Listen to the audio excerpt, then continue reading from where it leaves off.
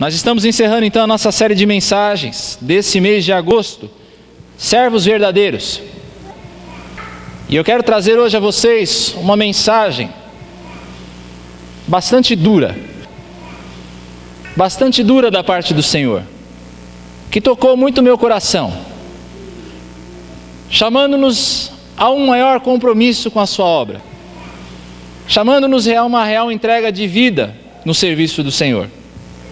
E essa mensagem encontra-se baseada no livro do profeta Ageu, capítulo 1, versos 1 a 12. Ageu, capítulo 1, versos 1 a 12.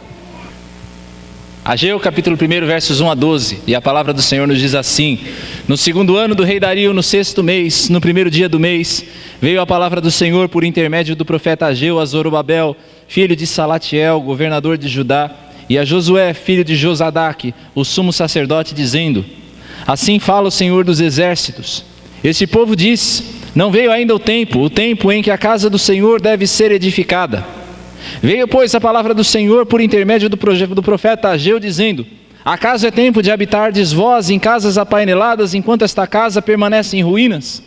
Ora, pois assim diz o Senhor dos exércitos: Considerai o vosso passado. Tendes semeado muito e recolhido pouco. Comeis, mas não chega para fartar-vos. Bebeis, mas não dá para saciar-vos. Vestivos, mas ninguém se aquece. E o que recebe salário, recebe-o para pô-lo num saquitel furado. Assim diz o Senhor dos exércitos: Considerai o vosso passado.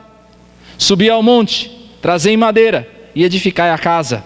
Dela me agradarei e serei glorificado, diz o Senhor. Esperastes o muito, e eis que veio a ser pouco. E esse pouco, quando trouxestes para casa, eu com um assopro dissipei. Por quê? Diz o Senhor dos exércitos: Por causa da minha casa que permanece em ruínas, ao passo que cada um de vós corre por causa de sua própria casa. Por isso, o céu sobre vós retém o seu orvalho, e a terra os seus frutos. Fiz vir a seca sobre a terra e sobre os montes, sobre o cereal, sobre o vinho, sobre o azeite e sobre o que a terra produz, como também sobre os homens, sobre os animais e sobre todo o trabalho das mãos. Então Zorobabel, filho de Salatiel, e Josué, filho de Josadaque, o sumo sacerdote, e todo o resto do povo atenderam a voz do Senhor seu Deus e as palavras do profeta Ageu, as quais o Senhor seu Deus o tinha mandado dizer. E o povo temeu diante do Senhor. Motivado pela profecia de Isaías, o rei Ciro, rei dos persas, havia dado ordem para a reconstrução de Jerusalém e para a reconstrução do templo. Nós estamos falando aqui do livro de Esdras. Você não consegue entender bem o livro de Ageu se você não conhece o livro de Esdras. É preciso conhecer o livro. Ciro ordena ao povo de Deus que se encontrava desterrado na Babilônia que voltasse para a sua terra. Ele dá provisão a esse povo e ele os manda: reconstruam a sua cidade, reconstruam o seu templo, retornem à vida de vocês. O Senhor havia movido o coração desse homem para a restauração do seu povo. Aqueles, porém, que voltaram sob o comando desse governador de Judá, que o nosso texto chama de Zorobabel, eles voltam e eles se estabelecem em Jerusalém, mas o coração deles estava atemorizado. Havia muitos inimigos em derredor, a cidade estava sem muros, e você conhece a história de Neemias, da reedificação desses muros, não é? É disso que nós estamos falando. Eles estavam com medo. Eles então lançam as fundações do templo. O templo que havia sido destruído, o templo de Salomão que havia sido completamente destruído quando Nabucodonosor entrou em Jerusalém. Eles lançam os fundamentos do templo novo. E diz o texto que os mais velhos, que haviam visto o templo antigo, percebendo quão menor seria esse novo templo, eles choram, eles se lamentam. O coração deles fica pesaroso, porque eles percebem que o novo templo seria muito inferior em tamanho, em luxo, em riqueza ao primeiro. Os inimigos de Israel os inimigos do povo de Deus, eles resolvem mandar uma carta ao rei Artaxerxes. Eles dizem assim: esse povo é um povo duro, é um povo rebelde, falando do povo de Deus. É um povo que se revolta contra os reis. E agora eles estão reconstruindo a cidade. Se eles por acaso reconstruírem essa cidade, eles não vão mais querer pagar tributo. E então o rei Artaxerxes dá uma ordem: parem todas as obras. E essa ordem foi obedecida durante 14 anos. 14 anos do reinado de Artaxerxes. Quando então Deus levanta dois profetas, o profeta Ageu e o profeta Zacarias, que segundo o livro de Esdras começam a estimular o povo para que eles reconstruíssem o templo. Esse é o pano de fundo histórico. Nós nos encontramos então no meio de um povo que está, primeiro, ele está atemorizado pelos inimigos de fora. Segundo, é um povo que está desanimado com os resultados do seu trabalho. Terceiro, é um povo que está buscando seus interesses antes do interesse da casa de Deus. Há um espírito de apatia. Esse povo está apático diante de Deus. A vida com Deus não tem muita relevância para esse povo. Eles não estão preocupados com a vida espiritual da sua nação. Então, Deus levanta o profeta Ageu com uma mensagem dura. É uma mensagem dura. Diz o texto que veio a palavra do Senhor ao profeta Ageu, por meio do profeta Ageu. Ageu não está falando de si mesmo. Ageu não está trazendo uma mensagem do seu próprio coração. É o próprio Deus falando. É o próprio Deus falando com as autoridades civis de Judá. É o próprio Deus que está falando com o sumo sacerdote. E você vê a dureza dessa mensagem quando o Senhor diz: esse povo diz.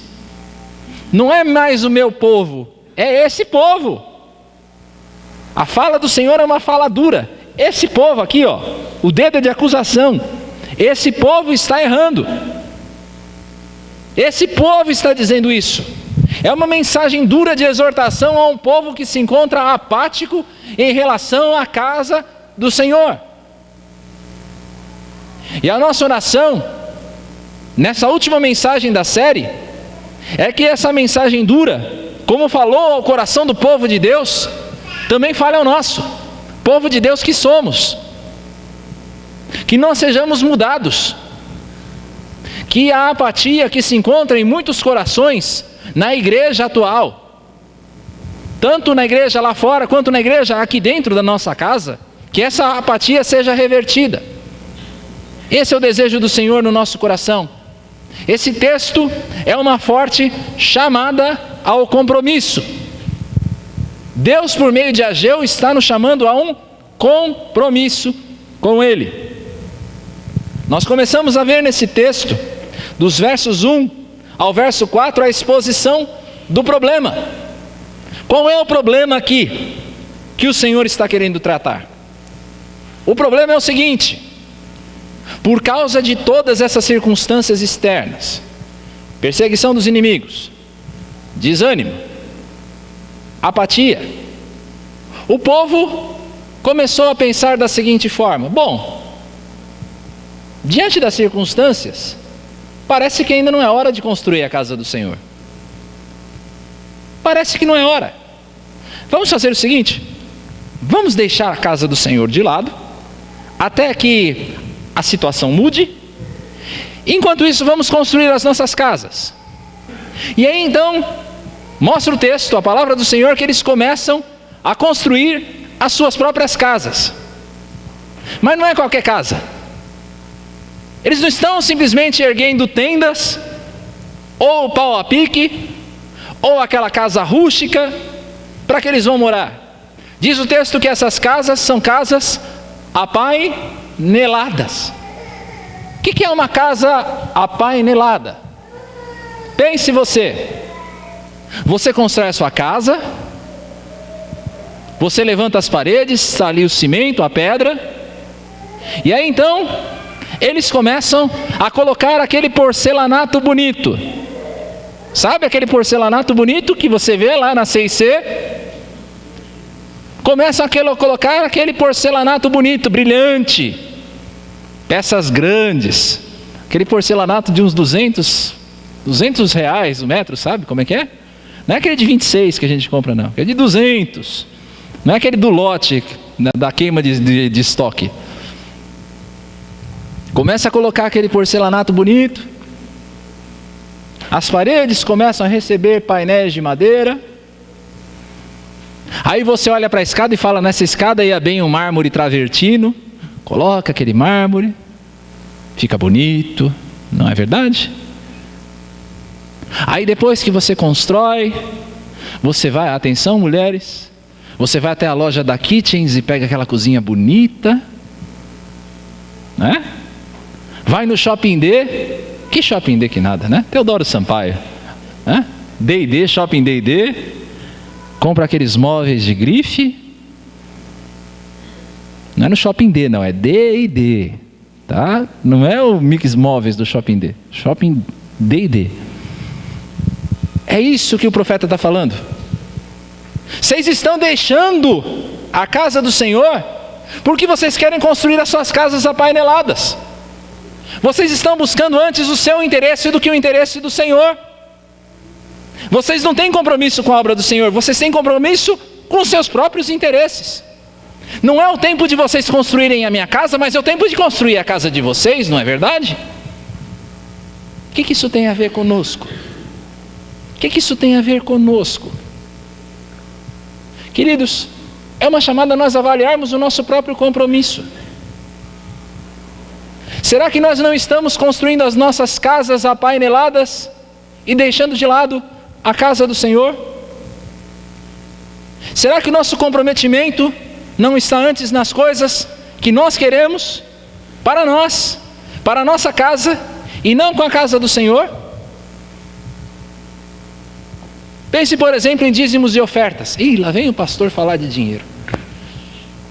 Eu preciso, gente, porque é o que a Bíblia diz. A Bíblia fala de dinheiro, talvez mais do que qualquer outro assunto humano. A Bíblia está cheia de referências a como você lida com a riqueza, com o dinheiro. Você vai então para construir a sua casa, e vamos usar aqui a figura novamente. Você vai na C&C, vai, vamos lá. Compra lá o porcelanato de 200 reais, o mármore travertino. Aí você faz as contas, coloca no papel e fala, bom, com o meu dinheiro não dá, mas vamos fazer um financiamento. Aí você faz aquele carnezão básico, pede empréstimo no banco, se endivida. E aí, depois de fazer todas essas dívidas, você se lembra que você tem de dar o dízimo. Você se lembra que você tem que dar a sua oferta. E aí você pensa, bom, não vai sobrar. Não vai sobrar. Eu não vou dar o dízimo esse mês porque não vai sobrar. Querido, quem é que disse que Deus precisa da tua sobra? Quem é que disse que Deus deseja a tua sobra? Aquilo que sobra. Quem é que disse isso? Dízimo é chamado na Escritura de primícia. Não é sobra. Você tem que inverter a conta. Se você quer construir realmente a casa do Senhor, você tem que inverter a conta. Não é você fazer todas as suas despesas e depois você vê quanto sobra para o dízimo ou para a oferta. Primeiro você calcula aquilo que é devido ao Senhor. Depois você vê o que é que você vai fazer com o resto. Isso é comprometimento. Mas a gente prefere gastar tudo conosco mesmos e não atentar que a casa do Senhor depende da nossa contribuição. Eu não estou falando isso por minha causa, não. Sou muito feliz com aquilo que eu ganho. Não preciso ganhar mais do que eu ganho. É claro que eu quero também colocar um porcelanato de 200 reais na minha casa, mas Eu não preciso ganhar mais do que eu ganho. Eu estou falando porque isso é bênção para a tua vida. E eu vou mostrar o quanto. O que é construir casas apaineladas? É você fazer uma má administração do seu tempo. Durante a semana, você trabalha. Às vezes trabalha mais um pouco, né? Faz a sua hora extra para complementar a renda. Você não tem, às vezes, nem tempo para sua família, porque você está trabalhando. E aí chega o final de semana, você quer o quê? Lazer. Você quer descansar. E aí, como a gente falou hoje de manhã, você acorda no domingo de manhã e você diz: bom, eu vou ficar um pouquinho mais na cama. Eu mereço descansar. Eu também sou filho de Deus. E aí, como filho de Deus, você fica na sua cama. Ou então você se lembra que no domingo é o dia de você fazer o supermercado que você não fez. É o dia de ver o esporte espetacular. É o dia em que você vai levar o seu filho para jogar o futebol dele. Ou você mesmo vai jogar o seu. E a casa do Senhor? Essa fica para depois. Essa fica para depois. Ainda não é o tempo. Um dia eu vou acertar a minha vida. Preste atenção nessa fala. Um dia eu vou acertar a minha vida, então eu vou poder ir à casa do Senhor. Vocês estão primeiro construindo casas apaineladas. Você não tem tempo para exercitar um ministério aqui na igreja. Você recebe convites e mais convites para trabalhar na obra do Senhor e você diz: não posso. E você sempre tem uma boa justificativa: porque eu estou muito ocupado, porque eu tenho muito compromisso, porque eu preciso cuidar da minha família, porque. E você não tem tempo para servir na obra do Senhor. Você não se dispõe. Sempre existe uma boa razão para você não servir. E enquanto isso, alguns dentro da igreja levam a carga de muitos. Você conhece a expressão carregar o piano? Enquanto isso, uma meia dúzia carrega o piano dentro dessa casa.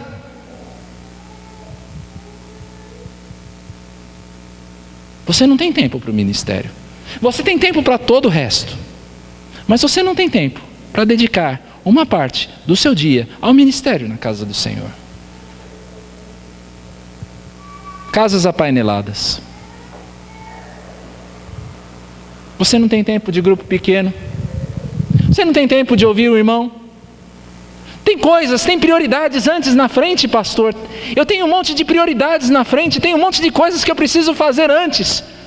Quando sobrar um tempinho, olha aí de novo, quando sobrar um tempinho, pode contar comigo. Querido, não vai sobrar nunca. Deixa eu te contar isso, não vai sobrar nunca. Se você não priorizar isso, não vai sobrar. Se você não colocar isso como primícia diante de Deus, não sobra. Não sobra. Esse é o problema que o profeta Ageu está apontando. É um problema de que o povo estava colocando as suas prioridades antes da prioridade do Senhor. Eu não estou dizendo que você não pode aproveitar do seu tempo, você não pode aproveitar do seu dinheiro, me entenda bem. É importante você ter o seu tempo com a sua família, é importante você ter o tempo do seu lazer, há tempo para todas as coisas, eu entendo isso, mas o problema é quando você tem tempo para tudo, menos para construir a casa. Você tem tempo para todas as coisas, você tem dinheiro para todas as coisas, mas você não pode construir a casa. Falta de comprometimento. Falta de comprometimento com a obra. Então o Senhor vai mostrar qual é a consequência disso. E eu sumarizo essa consequência no verso 6 do nosso texto. Vocês semeiam pouco, vocês semeiam muito, mas vocês recolhem pouco. Vocês semeiam muito, mas vocês recolhem pouco. Nós não podemos esquecer que boa parte da cultura de Israel, a cultura de Judá, era uma cultura rural. A economia era bastante ruralizada. É lógico, nós estamos falando aqui num contexto mais de cidade, mas a imagem é simples de nós entendermos. Nós trabalhamos muito, mas o resultado é pouco. Vocês semeiam, vocês trabalham muito, nessa ânsia de colocar a sua vida, a sua prioridade na frente da casa do Senhor, na frente da obra do Senhor, vocês têm trabalhado muito. Se eu perguntar aqui, provavelmente muitos vão levantar a mão, mas não precisa. Diz a nossa legislação que a jornada não pode passar de 44 horas semanais, não é verdade? 44 horas semanais. Se eu pedir para levantar a mão, certamente muitos vão levantar, dizendo que trabalham muito mais do que isso, não é verdade? Trabalham mais do que isso. Trabalha duro. Trabalha duro. Aí você quer comprar um carro novo e você trabalha mais ainda. Você faz jornada dupla. E a tua vida com o Senhor, a tua vida de ministração, ela vai ficando de lado. Você vai deixando de lado. Você trabalha e parece que os resultados não vêm. É disso que esse texto está falando. Você semeia muito, mas você recolhe pouco. Você recolhe pouco. Você trabalha demais, pensando em ganhar mais. Só que o salário nunca é o salário que você espera. Você trabalha esperando uma promoção, e a promoção não vem.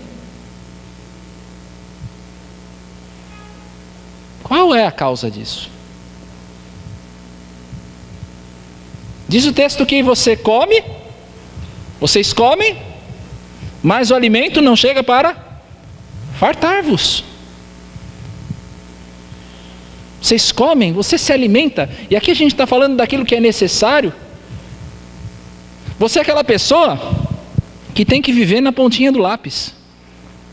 Todos nós temos que fazer o orçamento, mas você é aquela pessoa que está sempre com medo de que a conta não vai dar. Você recebe teu salário no início do mês, aí você faz as contas e você vai vendo conta e mais conta e mais conta, e você fala, mas espera aí, o salário não vai dar. Você vive com medo, você vive apreensivo, porque parece que o dinheiro nunca dá, nunca é suficiente. E aí no nosso coração começa a vir aquele sentimento horrível de ansiedade. Como é que eu vou conseguir sustentar a minha casa? E a ansiedade se torna em pânico, pânico em depressão. Tudo por quê? Porque as suas prioridades estão no lugar errado. Eu não estou falando que toda dificuldade vem disso, mas eu estou dizendo que, e a Bíblia aponta isso, há uma consequência de você priorizar a sua vida em detrimento da obra do Senhor. Há uma consequência. O texto diz que vocês bebem, mas a bebida, ela não sacia. No original, a ideia é ainda mais ampla. O texto diz, vocês bebem e a bebida não embriaga. Não é que o texto está defendendo a embriaguez. Por favor. Ele está simplesmente apontando que parece que não chega. O efeito não acontece. O vinho na Escritura, principalmente no Antigo Testamento, está associado à alegria. Aquilo que Deus nos dá além do necessário. E nós sabemos que Deus ele nos abençoa além do necessário, não é verdade? Deus ele nos abençoa além do necessário. Ele nos dá motivos de alegria, Ele nos dá motivo de satisfação. Só que parece que essa alegria nunca é suficiente. O lazer nunca é suficiente para você. Você busca coisas que vão alegrar a sua vida, mas isso parece que nunca sacia. Hoje eu tenho um Voyage, amanhã eu vou querer ter, sei lá, um Jetta. Aí depois que eu fico algum tempo com o Jetta, eu vou mais além, vou querer um Alfa Romeo. E parece que nunca é suficiente. Você tem hoje uma casa de 2 dormitórios, Amanhã você vai querer uma de 3. Aí depois você vai perceber que a de 3 não é suficiente e você vai querer uma de 4 e o teu coração nunca está satisfeito.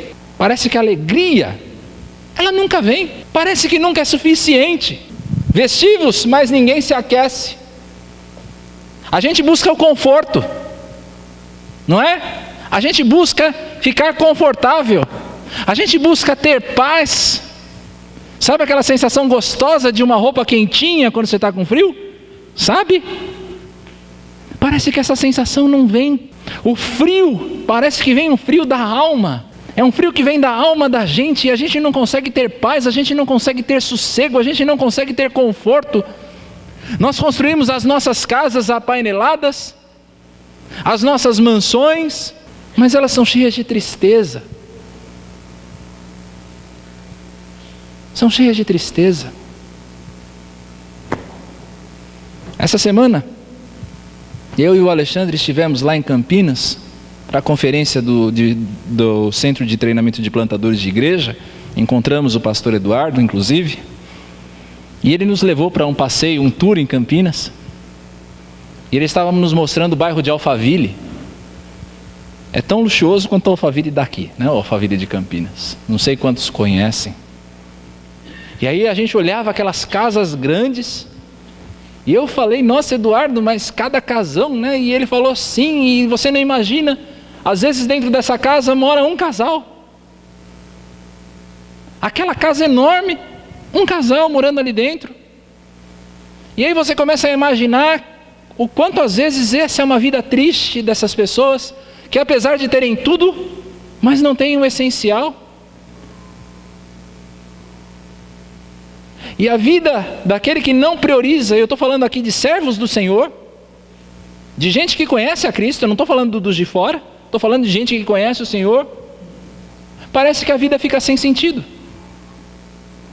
Você corre atrás do vento, você faz 1 milhão de coisas, mas parece que aquilo não te dá satisfação no coração, não te dá a satisfação que você busca.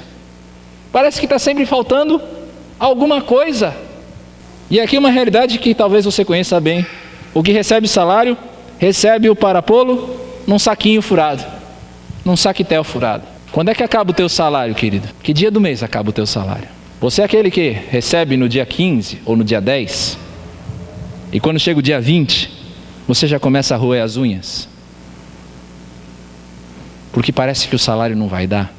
Você é aquela pessoa que às vezes faz aquela economia porque você quer viajar, ou você quer trocar de carro, ou você quer comprar uma casa nova, e aí de repente alguém bate no teu carro e você tem que levar ele para o conserto. Você é aquela pessoa que gasta muito em remédio. Eu não estou dizendo que toda doença é maldição, por favor, me entenda bem. Mas o que eu estou dizendo, procurando mostrar aqui, ilustrar para você, é a realidade de que às vezes o nosso salário parece que ele vai pelo ralo. São essas consequências que o profeta aponta para mostrar a situação daquele que constrói primeiro as suas casas apaineladas, sem priorizar o seu compromisso com a casa do Senhor. Você quer priorizar a sua vida primeiro? Pois saiba de uma coisa, não tem bênção de Deus aí. Existem bênçãos que Deus nos dá exclusivamente pela sua graça. Existem coisas que Deus nos dá e nos garante pela sua graça. Então somente pela sua bondade, e Deus é maravilhoso. Quão grande é o meu Deus, como nós cantamos. Quão gracioso Ele é. Mas algumas bênçãos dependem da nossa obediência. E aí você começa a clamar a Deus dizendo, Deus, derrama a tua bênção. Senhor, abre as comportas do céu. Senhor, faz chover na minha casa. Senhor, enche o meu celeiro. Só que você não quer obedecer, querido. Você quer a bênção de Deus, você quer o favor de Deus, mas você não quer cumprir o teu papel. Você quer que Deus seja fiel a você, mas você não quer ser fiel a Ele. Bênção de Deus, quem vai experimentar a plenitude da bênção de Deus, é aquele que obedece. É aquele que obedece. Você pode escolher hoje entre o mínimo de Deus e a plenitude da bênção dele. Mas saiba de uma coisa, o preço é a tua obediência. O preço é você priorizar aquilo que Ele te ordena, é priorizar a vontade dEle, é priorizar a obra dEle, é colocar as suas prioridades no lugar. Não espere a plenitude da bênção de Deus se você não quer viver a plenitude da obediência. Por fim, o nosso texto aponta o caminho da solução. Verso 8 diz assim: subi ao monte, trazei madeira e... O que diz aí o texto, se você não fechou? Verso 8: subi o monte, trazei madeira e... edificai a casa. Construam a casa. Você quer experimentar a bênção de Deus sobre a sua vida? Edifique a casa. Isso porque o Senhor diz nesse mesmo versículo: se você edificar a casa, eu serei, que diz aí? Eu me agradarei e serei glorificado. O meu coração, diz o Senhor, estará satisfeito em vocês. Eu me alegrarei por aquilo, pela obediência de vocês. E mais ainda, o meu nome será glorificado. A promessa de Deus, nesse texto, é de que Ele viria habitar nessa casa. No livro do profeta Ageu, ele diz isso. Mas para a gente entender essa solução de maneira adequada, o que significa esse edificar a casa para nós hoje? Nós precisamos entender a história dessa casa. Diz o nosso texto que, depois que Ageu traz essa profecia, o povo temeu ao Senhor. E eles construíram a casa. Eles construíram o templo. E ali o Senhor passou a ser servido. Os mais velhos que haviam visto o primeiro templo, olharam para aquela casa construída e disseram: realmente é menor do que o templo antigo. Nossa, mas não é muito pouco não, Deus? Não é muito pouco? E aí vem um dos textos mais conhecidos de Ageu. Um dos textos mais conhecidos de Ageu, que é o verso 9 do capítulo 2, que diz assim: a glória desta última casa será maior do que a primeira. Olhe pelo lado de quem estava na situação. Eles olham por aquele templo michuruca e lembram do templo de Salomão, mar de bronze, colunas, escultura. Eles olham para aquele templo e dizem: mas espera aí, como é que essa casinha, como é que essa barraca aí vai ser maior, vai ter uma glória maior do que aquele templo de Salomão? E o Senhor responde: vai ser maior porque eu vou habitar nela. Eu vou habitar ali. E eles disseram: ok, vamos seguir na promessa e vamos seguir edificando a casa. Vamos seguir trabalhando no templo. Bem, cerca de 400 anos depois dessa profecia, o rei Herodes, aquele dos evangelhos, ele reforma esse templo, esse segundo templo. Ele aumenta essa casa, deixa ela mais bonita, só que ainda não era aquela glória do templo de Salomão. Era bonito, mas ainda não era a glória do templo de Salomão. E aí o povo olhou para a profecia de Ageu, provavelmente, e disse: ainda não é isso. Mas você só começa a entender de que maneira a glória dessa casa será maior do que a primeira, a glória da segunda casa será maior do que a primeira, se você se lembrar de que, alguns anos depois de Herodes, entra nesse templo com a sua família um menino de 12 anos. Ele vai até o pátio do templo e ele começa a discutir com os sacerdotes, a discutir com os escribas. Depois de alguns anos, ele volta ao templo. Ali ele limpa o templo, e por meio da sua obra na cruz ele faz rasgar o véu do santuário. E quando o véu do santuário se rasga, a glória da segunda casa se torna maior do que a primeira. Passam 40 dias da ressurreição do Senhor Jesus e acontece, 40 dias depois da ascensão do Senhor Jesus, e acontece um fato único na vida da igreja, o Pentecoste. E aí então, o Espírito é derramado na vida de cada crente. O Espírito é derramado na vida daqueles que creem. O Espírito passa a fazer habitação no coração daqueles que creem. Passam-se alguns anos do Pentecostes. Esse segundo templo é destruído pelos romanos durante uma revolta. Ano 100, mais ou menos. O templo é destruído e nunca mais vai ser reconstruído. Não foi e não vai ser. Sabe por quê? Porque a partir do Pentecostes, o verdadeiro templo não é mais uma casa de pedra. A glória da segunda casa é maior do que a primeira. Você sabe por quê? Porque esse templo não é mais um templo construído de pedras. Sabe qual é a segunda casa que é maior do que a primeira? Coloque as mãos na sua frente assim, de verdade. Coloque as mãos. O que é que você vê? Se você não tem um espelho, você está vendo a sua própria mão, não é? Você está vendo o seu braço? Sabe qual é a glória da segunda casa? Olhe para ela. É você, querido. A segunda casa que é maior do que a primeira é você. Somos nós individualmente. E tem mais. Sabe por que a glória da segunda casa é maior do que a primeira? Porque quando nós nos reunimos em nome do Senhor Jesus Cristo, Ele está entre nós. Edifiquem a casa. Então, por que eu fiz todo esse apanhado histórico, teológico? É para mostrar que existe uma casa ainda a ser edificada. Sabe que casa é essa? São as vidas daqueles que creem. São as vidas daqueles que creem. Edifiquem a igreja. Abra por favor a sua Bíblia em 1 Pedro capítulo 2. 1 Pedro, primeira epístola de Pedro capítulo 2, versos 4 e 5.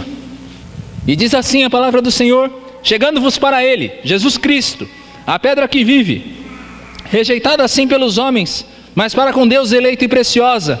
Também vós mesmos, como pedras que vivem, sois edificados casa espiritual para serdes sacerdócio santo, a fim de oferecerdes sacrifícios espirituais agradáveis a Deus por intermédio de Jesus Cristo. O que esse texto nos chama? Ele nos chama de pedras que vivem. Edifique a casa.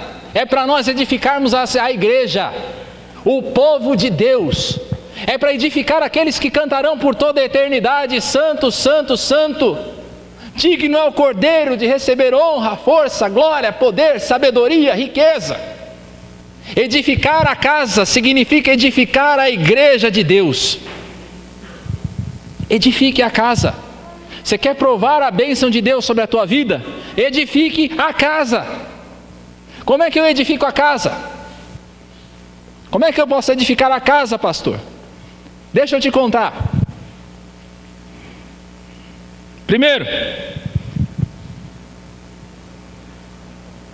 Primeiro, contribua financeiramente com a obra da casa. Dizime. Infelizmente, 40% mais ou menos da nossa igreja ainda não entendeu a bênção do dízimo. Não entendeu. Seja dizimista fiel, seja ofertante fiel na casa do Senhor. Graças a Deus, com o que nós temos hoje, nós conseguimos cobrir as nossas despesas. Só que nós não temos capacidade de investimento. Nós poderíamos fazer muito mais se toda a igreja fosse fiel, não é verdade, Josué, nosso tesoureiro? Se a igreja fosse fiel nos seus dízimos e ofertas, nós poderíamos fazer muito mais do que nós fazemos hoje. Quer edificar a casa? Seja fiel no seu dízimo e oferta. Quer edificar a casa? Invista no ministério. Invista no ministério da igreja. Disponha-se a servir. Você não dizima, e eu quero crer que você já é dizimista. Você não dizima com 10% do que você recebe da parte de Deus? Você não dizima 10% da sua renda? Deixa eu lançar um desafio a você. Que tal dizimar 10% do seu tempo? Que tal dizimar 10% do seu tempo? Eu não estou nem falando para você dizimar 10% das suas 24 horas. Você pode dormir em nome de Jesus Cristo. Pode dormir. Mas pense o seguinte, se você trabalha 40 horas semanais, que tal dedicar 4 à obra do Senhor? Que tal dedicar 4 horas a um ministério por semana? 4 horinhas. Vou até ser mais legal com você. Que tal dedicar 2? Eu tenho um sonho para essa igreja. Eu tenho um sonho. Que cada crente aqui da igreja esteja envolvido em pelo menos um ministério. Pelo menos um ministério. E com a bênção de Deus em apenas um. Para que você possa fazer bem aquilo que você faz. Para que não fique sobrecarregado. Para que todos nós tenhamos mais tempo com as nossas famílias também. Não é? Se todos nós trabalharmos um pouquinho, não vai ficar pesado para ninguém. Se todos nós entendermos a necessidade da administração, não vai ficar pesado para ninguém, para nenhum ministro aqui dessa casa. Ninguém vai precisar ficar correndo que nem o urso do pica-pau para atender a todos os seus ministérios. Porque se você não faz o seu trabalho, alguém vai ter que fazer. A igreja não pode parar. Que tal você dizimar os seus dons e talentos? Graças a Deus nós estamos numa igreja de gente muito capacitada. Gente que tem currículos profissionais, por exemplo, excelentes. Gente que faz pós-graduação, mestrado, doutorado. Gente que é excelente nas suas áreas profissionais. Então, que tal você não fazer a obra do Senhor relaxadamente? Nós lemos isso na liturgia. Que tal não fazer a obra do Senhor relaxadamente? Pense o seguinte: se você exercesse a sua profissão da mesma maneira como você exerce o seu ministério aqui dentro da igreja, o teu chefe se agradaria de você?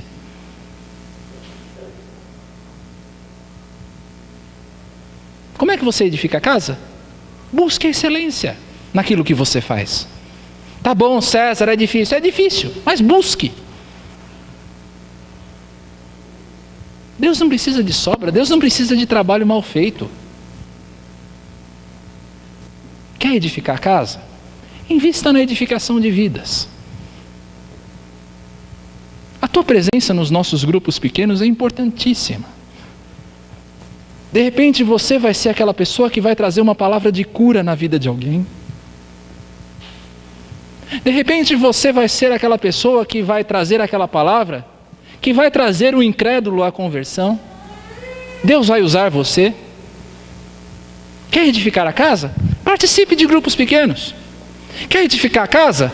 Participe da escola bíblica. Gente, vocês não sabem, e aqui eu posso testemunhar com os nossos professores, o quanto a participação de vocês é importante na escola bíblica. Nós somos mais facilitadores do que professores, não é verdade, Marcelo? Não é verdade, Marcela, Rodrigo? Nós somos mais facilitadores da discussão. Porque a participação de vocês edifica, é importante. Comprometa-se com a escola bíblica. Comprometa-se com o seu crescimento pessoal. Não fique dormindo em casa de domingo de manhã. Vem para a igreja. Vem edificar a sua vida e a vida de outros. Quer edificar a igreja? Vive em missão. Viva em missão. Você ama a obra do Senhor? Você adora ver visitante na igreja, não é verdade? Eu também. Mas quantas vezes você trouxe alguém para cá? Você convidou alguém para participar de uma programação da igreja? Você convidou alguém para vir a um culto? Você convidou alguém para vir a um grupo pequeno? Quantas vezes? E as pessoas vão se perdendo pelo mundo aí fora. Quantas vezes você se envolveu em alcançar outras vidas?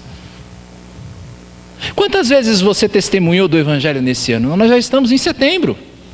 Para quantas pessoas você falou de Jesus Cristo? Quais foram os seus atos de bondade, como a gente viu hoje de manhã? As suas boas obras que você fez esse ano, para que Deus seja glorificado através de você? Quais foram as suas boas obras? Você tem mais uma oportunidade no sábado. Aí. Mas de que maneira Deus tem sido glorificado na sua vida? E pessoas têm vindo a conhecer mais de Jesus por aquilo que você faz, pela maneira como você vive, por quem você é. Edifique a casa. Edifique a casa. Queridos, eu sei que essa é uma palavra dura. Eu sei que ao longo dessa mensagem eu posso ter tocado em pontos sensíveis da tua vida. Se isso aconteceu, em nome de Jesus, ouça a voz do Espírito que fala com você. Se você acha que eu falei aquilo que, se eu fui além da Escritura, vem falar comigo, pode puxar minha orelha. Mas eu tenho convicção dentro do meu coração que eu falei movido pelo Espírito de Deus e em fidelidade àquilo que esse texto diz. E se você se sentiu incomodado com isso, e eu sei que teve gente que se sentiu incomodada na pregação da semana passada e veio falar comigo, graças a Deus. Se você se sentiu incomodado, é hora de você edificar a casa. É hora de você se comprometer. É hora de você arregaçar as mangas, pôr a mão no arado. Eu não vou cantar hoje. É hora de você pôr a mão no arado, querido. Essa casa só vai ser edificada se todos nós a edificarmos. Se nós todos tivermos uma vida missional, se nós todos tivermos a forte decisão, a firme decisão de glorificar a Deus com aquilo que Ele mesmo nos oferece, com inteligência, com talento, com dom, com os nossos recursos e com o nosso tempo.